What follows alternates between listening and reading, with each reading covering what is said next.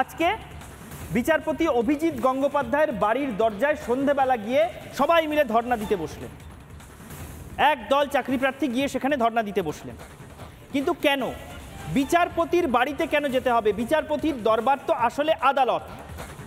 বিচারপতি অভিজিৎ গঙ্গোপাধ্যায়ের দরবারে যেতে হলে কলকাতা হাইকোর্টে যেতে হবে। তার বাড়িতে যাওয়ার পরামর্শটা কে দিলেন? এই প্রশ্নটা উঠছে।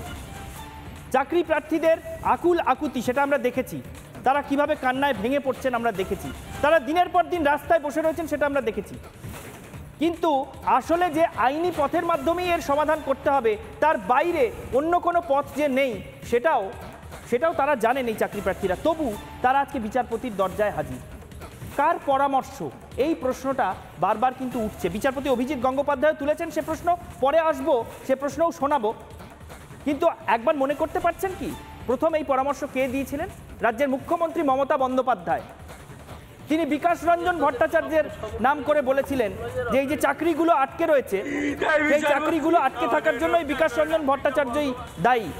তারপরে কিন্তু বিকাশ রঞ্জন ভট্টাচার্যের দরজায় হাজির হয়ে গিয়েছিলেন এই চাকরি প্রার্থীদের একাংশ। মমতা বন্দ্যোপাধ্যায় কি বলেছিলেন একবার শুনে নেব।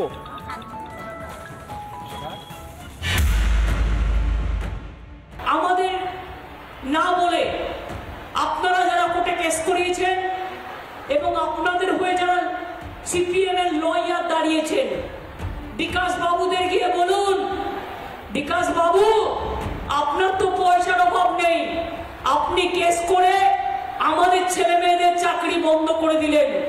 আপনার তো টাকার অভাব নেই, আপনি যেমন আমাদের চাকরি বন্ধ করেছেন আপনি আবার আমাদের চাকরি চালু করবেন, এটা আপনাকে করতেই হবে। শুনলেন রাজ্যের মুখ্যমন্ত্রীর বক্তব্য। বিকাশ বাবুর কাছে প্রশ্ন করতে বলছেন যে কেন বিকাশ বাবু মামলা করছেন, বিকাশ বাবুর তো পয়সার অভাব নেই। অর্থাৎ দুর্নীতির বিরুদ্ধে মামলা যদি একজন আইনজীবী করেন তাহলে সেই আইনজীবীর কাছে গিয়ে প্রশ্ন করুন কেন উনি মামলা করছেন। এটা মুখ্যমন্ত্রীর পরামর্শ।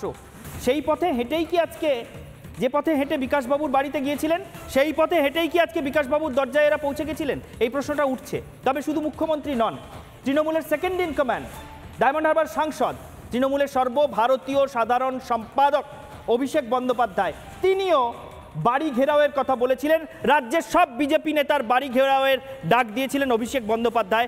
আমাদের দেশের সাংবিধানিক কাঠামোয় কোনো সাংবিধানিক পদাধিকারীর বাড়ি গিয়ে ঘেরাও করা, কোনো জনপ্রতিনিধির বাড়ি গিয়ে ঘেরাও করার রীতিটা বা সংস্কৃতিটা যে নেই উনি জানেন কিনা আমি জানি না, কিন্তু তিনি সেই ডাক দিয়েছিলেন প্রকাশ্য মঞ্চ থেকে। শুনে নেব সেইটাও।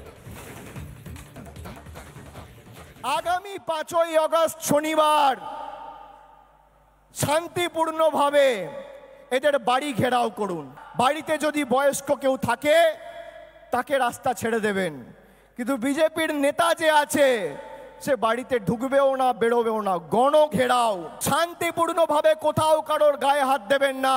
কুচবিহার থেকে কাকদ্বীপ 341টা ব্লক, 127টা মিউনিসিপ্যালিটি, পুরসভার প্রত্যেকটা ওয়ার্ড, টাউন, বুথ গণ ঘেরাও কর্মসূচির ডাক আজকে আমি নেত্রীর অনুমতি নিয়ে এখান থেকে ঘোষণা করলাম। আমরা ঈশানের সঙ্গে দেখছিলাম যে কিভাবে বিভিন্ন সময় ঘেরাওয়ের কথা বলা হয়েছে তৃণমূলের সেকেন্ড ইন কমান্ডের তরফ থেকে, কখনো বলা হয়েছে বিকাশবাবুর বাড়িতে চলে যান, বলেছেন খোদ মুখ্যমন্ত্রী মমতা বন্দ্যোপাধ্যায়। কিন্তু এই জায়গা থেকেই একটা প্রশ্ন উঠে আসছে, যেখানে আমরা দুটো ছবি দেখতে পাচ্ছি। কখনো দেখতে পাচ্ছি যারা চাকরির জন্য আন্দোলন করছেন নাগারে 1000 দিনেরও বেশি সময় ধরে, তারা কখনো তাদের জামা খুলে প্রতিবাদ করছেন, কখনো মহিলা চাকরি প্রার্থী এসে তার মাথা পর্যন্ত মুড়িয়ে ফেলছেন, চুল, তার সৌন্দর্য সেটাকে পর্যন্ত বিসর্জন দিচ্ছেন।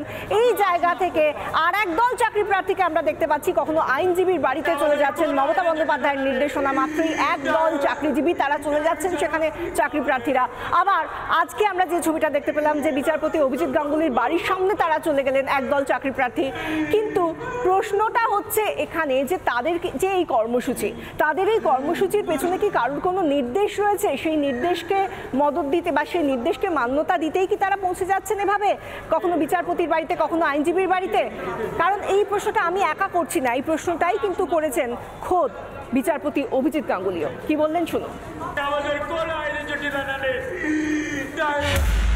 আজ আপনাদের আমার এখানে আসার পরামর্শ কে দিল?